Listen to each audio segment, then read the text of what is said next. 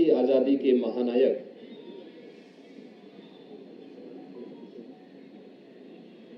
भारत माता के महान सपूत नेताजी सुभाष चंद्र बोस की आज पावन जयंती है। इस अवसर पर देश की आजादी के लिए नेताजी के नेतृत्व में चले उस पूरे अभियान को स्मरण करते हुए मैं नेताजी सुभाष चंद्र बोस को उनके योगदान के लिए पूरे प्रदेश वासियों की ओर से कोटि कोटि नमन करता हूं। आज के इस समारोह में उपस्थित लखनऊ की महापौर श्रीमती सुषमा खड़गवाल जी, माननीय विधायक श्री नीरज बोरा जी, विधान परिषद सदस्य श्री अविनीश सिंह जी, अंगर सिंह जी, श्री लालजी प्रसाद निर्मल जी, आज के इस कार्यक्रम में उपस्थित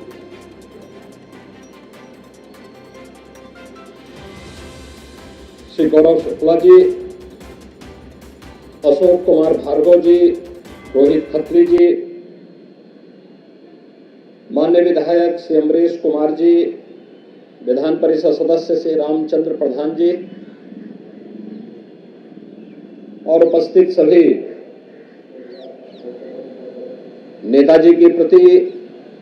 श्रद्धा और सम्मान का भाव रखने वाले मेरे युवा साथियों,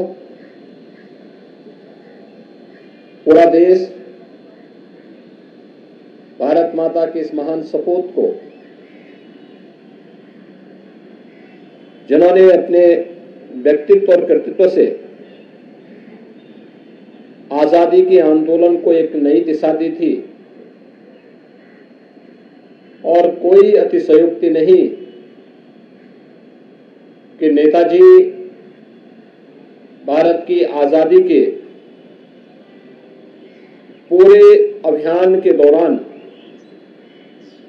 एक महानायक के रूप में हर भारतवासी के लिए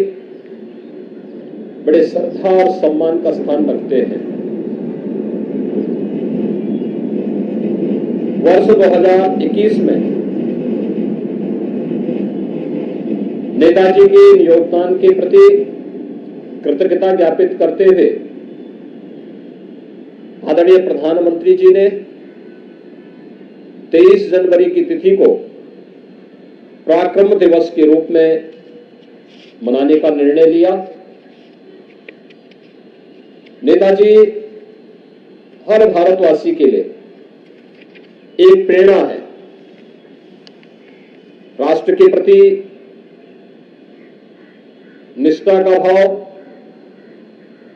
असीम साहस, वीरता और निस्वार्थ सेवा को सम्मान देने की प्रेरणा नेताजी के व्यक्तित्व से पूरे भारतवासियों को प्राप्त होता है। जब व्यक्ति जो बोलता है उसके अनुसार आचरण करता है तो उनका आह्वान एक मंत्र बन जाता है। देश की आजादी के पूरे आंदोलन के दौरान भारत की आजादी के लिए नेताजी के द्वारा किए गए आह्वान कि तुम मुझे खून दो, मैं तुम्हें आजादी दूंगा, ये पूरे भारत के नागरिकों के लिए यह एक मंत्र बन गया था। खासतौर पर युवाओं के अंदर इस नारे ने ऐसा जादू फैलाया कि देखते ही देखते ब्रिटिश हुकूमत को नेताजी को नजरबंदी और कैद करने की दिशा में आगे बढ़ना पड़ा था, लेकिन उनकी नजरबंदी से निकलते हुए नेताजी ने दुनिया के उन तमाम देशों में जाकर के, जर्मनी में, जापान में और दुनिया के अन्य अनेक देशों में जाकर के भारत की आजादी के लिए न केवल उन देशों के सहयोग से बल्कि युवाओं के लिए अपने संदेश के माध्यम से भी वे एक प्रेरणा भरते रहे। आज जब हम सब नेताजी सुभाष चंद्र बोस की इस पावन जयंती कार्यक्रम के साथ जुड़े हुए हैं, स्वाभाविक रूप से बहुत सारे प्रश्न आज की युवा पीढ़ी के मन में आ रहे होंगे, क्योंकि अक्सर हम देखते हैं कि हर व्यक्ति अपने स्वयं के कैरियर के प्रति चिंतित होता है, लेकिन देश और समाज के सामने जो चुनौतियां हैं, उन चुनौतियों की अपनी चुनौती मानने से वह बचने का प्रयास करता है। नेताजी सुभाष चंद्र बोस उस समय की सबसे प्रतिष्ठित सिविल सर्विसेज की सेवा में चयन होने के बावजूद उन्हें विदेशी हुकूमत के अधीन सेवा करने में परहेज था, इसलिए उन्होंने नौकरी छोड़ी। भारत माता की स्वाधीनता के लिए उन्होंने अपनी नौकरी को तिलांजलि दी। यही नहीं, वह एक ऐसा कालखंड था जब साधन के अभाव थे, यह देश गुलाम था,